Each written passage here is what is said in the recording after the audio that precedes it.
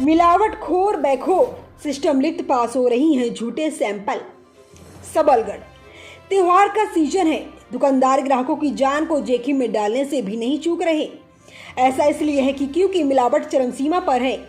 मानक के अनुसार खाद्य पदार्थों की जांच यदि की जाए तो 100% में से केवल 2 या 5% ही जांच पर खरे उतरते हुए दिखाई देंगे। कई बार खाद्य सुरक्षा विभाग के अधिकारियों द्वारा सैंपल लिए जा चुके हैं। नतीजा ये होता है कि या तो देकर सैंपल स्पॉट पर ही पास कर दिए जाते हैं या फिर दिखावे के लिए सैंपलों को भेज दिया जाता है। बाद में सैंपलों को पास करके भेज दिया जाता है। अब तक किसी भी खाद्य पदार्थ की दुकान पर कोई ठोस कार्रवाई नहीं हुई है। देखा जाए तो घी, पनीर, दूध, दही, मिठाइयाँ, यहाँ तक कि दैनिक जीवन में उपयोग आने वाले मसाले, आटा और अन्य कई पदार्थों में मिलावट करके मिलावटखोर जहर परोस रहे हैं। इन पदार्थों को ऊंचे दामों में बेचकर मोटी मुनाफा कमा रहे हैं। अभी हाल में ही मुरैना जिला के लाखों क्विंटल मावा जब्त किया गया है, जो इसी मिलावट का परिणाम है। सबलगढ़ में मिलावटखोर बेखौफ हैं और आम जनता के स्वास्थ्य से जमकर खिलवाड़ करने में लगे हुए हैं। सही बात तो यह है कि इन खाद्य पदार्थों को खाने से फूड पॉइजनिंग, उल्टी, दस्त, यहाँ तक कि लोगों की मौत भी हो जाती है। यदि पॉइंट आउट करें तो पूरे शहर में यह कार्य ढलने से जारी है। प्रशासन मूक दर्शक बनाकर तमाशा देख रहा है। खाद्य विभाग मात्रा दिखावा करता है। यदि यह सब ऐसे ही चलता रहा और बीमारियां फैलती रही तो जवाबदार कौन होगा? धर्मेंद्र जैन, जिला मुरैना खाद्य अधिकारी का कहना है कि दूरभाष पर चर्चा में बताया कि हमारे जिले के खाद्य निरीक्षक से चर्चा कर लें, वहीं जांच करने जाते हैं। मैं उनका नंबर व्हाट्सएप कर देता हूं। उनका ही जांच करने का अधिकार है, उनको ही जांच करने के लिए जाना चाहिए। अमित शाह का उद्बोधन सुने बिना छात्राएं निराश होकर लौटी, कार्यक्रम असफल।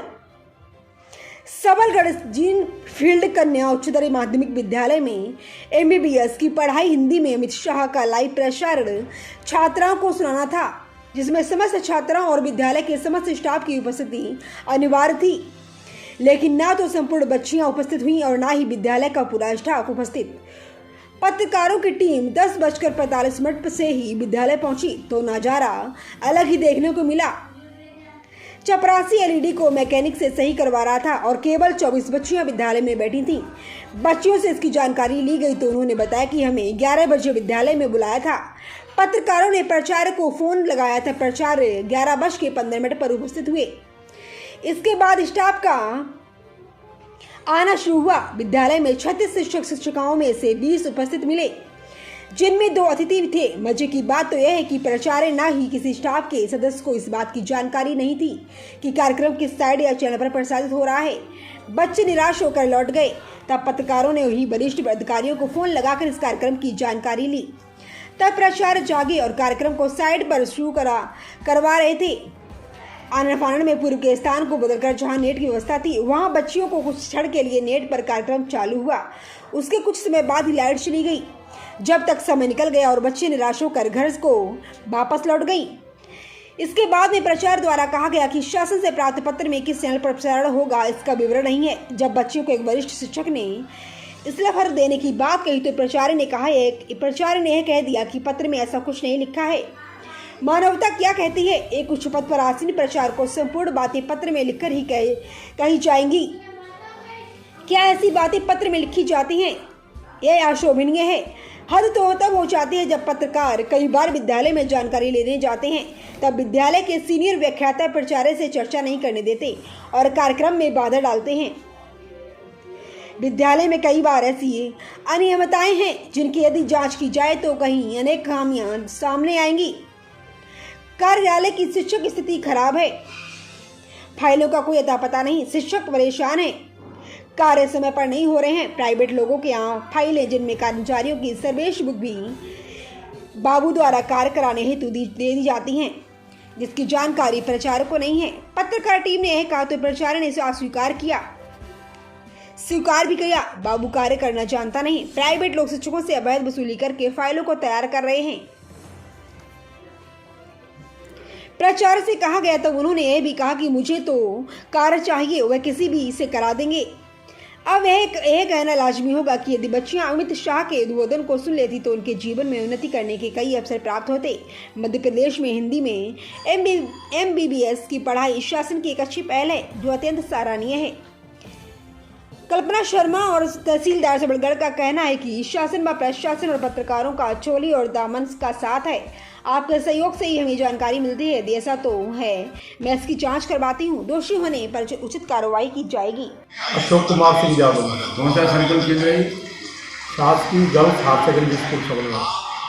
आपके संकुल केंद्र में कितने स्कूल लगते हैं? हमारे संकुल केंद्र में 2 हाई स्कूल, 10 मिडिल स्कूल और उनके पोषक विद्यालय और 1 हायर सेकेंडरी मांगरोल और दिल्ली। और BS और MS मिडिल बोल तो दिया, मिडिल मांगरोल। यहाँ पे शिक्षकों की संख्या कितनी है? सबलगढ़ महामारी सबाओं पर हो रही गौवंश की मौत। आए दिन शहर सबलगढ़ में गौवंश लंपी वायरस की भेंट चढ़ता ही जा रहा है और पशु विभाग पूरी तरह से लंपी वायरस पर काबू करने के लिए प्रयासरत है। लगभग 95% लंपी वायरस पर काबू किया जा चुका है। ऐसे पशु चिकित्सक सुमित तोमर के द्वारा बताया गया है कि और उन्होंने कहा कि लंपी वायरस पर स्थानीय नगरीय प्रशासन एवं जनपद का पूरी तरह से सहयोग नहीं कर रहा है और कुतगान क्वारंटाइन सेंटर पर लाइट, भूसा व सफाई और पानी की भी कोई उचित व्यवस्था गौवंश के लिए नहीं है। इसकी भी व्यवस्था समाज सेवियों द्वारा की जा रही है और देखा जाए तो प्रतिदिन गली मोहल्ले, चौराहे, मुख्य मार्गों एवं ग्रामीण क्षेत्रों में गाय अस्वस्थ दिखाई देते हैं। इस वायरस की सबसे बड़ी विशेषता यह है कि इसमें गौवंश को बेचैनी, शारीरिक शिथिलता, अकड़न, शरीर पर गोल गोल धब्बे पैदा हो जाते हैं जिससे कुछ ही दिनों में गौवंश की मृत्यु हो जाती है। जहां तक संभव हो सका है तो वहां तक पशु चिकित्सक सुमित तोमर द्वारा गौवंश का टीकाकरण और गायों को क्वारंटाइन सेंटरों में पहुंचाने का कार्य किया गया है। लेकिन स्टाफ की कमी व वैक्सीन की कमी तथा विभाग द्वारा मॉनिटरिंग और मूलभूत सुविधाएं उपलब्ध न कराने के कारण इस महामारी पर पूरी तरह से काबू नहीं पाया जा रहा है। ऐसी स्थिति में गौवंश की संख्या प्रतिदिन घटती जा रही है और आम जनता की धार्मिक भावनाएं को भी आहत हो रही हैं। यदि ऐसा ही चलता रहा तो गौवंश को लंपी वायरस का अजगर पूरी तरह से निगल जाएगा। प्रदेश में भाजपा की सरकार है जो इस वायरस को कंट्रोल करने के झूठे आंकड़े पेश कर रही है, जबकि धरातल पर हकीकत कुछ और ही है। और स्तर पर देखने को मिला है, तो अब इसकी क्या स्थिति है, क्या कंट्रोलिंग हुई है या नहीं? बिल्कुल सुनने में आया, काफ़ी केस आए और हमें भी, हमारे यहाँ पे सबलगढ़ में भी बहुत प्रकोप रहा है इसका, पर कंट्रोल शुरू से है। हमारे द्वारा उनका समय समय पर उपचार किया था। जैसे हमें सूचना मिलती है हमारी टीम जाके और हम जाके वहाँ उपचार देते हैं और अब कंट्रोल में है। जैसे कि क्वारंटीन सेंटर जो आपने बनाया है, शहर के बीच में ही बनाया है, जी जी, सुविधा की दृष्टि से, तो उसकी क्या स्थिति है? वहाँ गायों की संख्या कितनी है और वर्तमान में और इस समय वहाँ जो मूलभूत सुविधाएँ वो क्या होनी चाहिए और क्या है? आइसोलेशन सेंटर जो भी बनाया हुआ है पास में कुतगान गौशाला को हमने बनाया है, वो ये देख के बनाया गया है कि सबसे ज़्यादा जो शहरी गाय हैं, निराश्रित गौवंश है, वो जल्दी से जल्दी उपचार के लिए वहाँ रहें और आइसोलेट हो जाएं बाकी से, ताकि उनमें बीमारी ना फैले। तो कुतगान गौशाला बनाया। मूलभूत सुविधा अगर देखी जाए वहाँ तो कुछ रोड थोड़ी ख़राब है वहाँ जाने आने के लिए, और थोड़ा चारा भूसा की कुछ उपचार के लिए वहाँ रहें और आइसोलेट हो जाएँ बाकी से, ताकि उनमें बीमारी ना फैले। तो कुतगान गौशाला बनाया। मूलभूत सुविधा अगर देखी जाए वहाँ तो कुछ रोड थोड़ी ख़राब है वहाँ जाने आने के लिए, और थोड़ा चारा भूसा की कुछ प्रॉब्लम वहाँ रहती है। लाइट, पानी, बिजली प्रॉपर नहीं मिल पा रहा है। हमारा काम वहाँ उपचार करना है, तो हमारी टीम वहाँ लग चुकी है, जो 8-8 घंटे के गैप से 3 लोग हमारे फील्ड ऑफिसर हैं वहाँ जाते हैं, समय समय पर उपचार देते हैं और वहाँ पे उपचार उनका अच्छा हो रहा है। वहाँ भी जो स्वस्थ हो जाती है उनको वहाँ से निकलवा दिया जाता है। ये सिस्टम का क्या आपको पर्याप्त साथ सहयोग मिल रहा है या नहीं? सिस्टम का सहयोग तो देखो, जैसे हमारे आदमी जब जाते हैं वहाँ फील्ड ऑफिसर उपचार करने, तो वहाँ नहीं मिलते हैं, हमें घंटों खड़े रहना पड़ता है उन लोगों को, वहाँ फ़ोन लगाना पड़ता है कि कोई आए पकड़ने के लिए। तो सिस्टम का उतना तो वहाँ मतलब गौशाला में नहीं मिल पा रहा है। इसके लिए आपकी वरिष्ठ अधिकारियों से बात हुई? हाँ, मैंने SDM साहब को इसको बोला था, उन्होंने कहा हम करवाते हैं। CO, जनपद CO को भी इस बारे में अवगत कराया गया है, नगर पालिका CMO को भी अवगत कराया है और उन्होंने कहा हम संज्ञान में लेते हैं इस पर।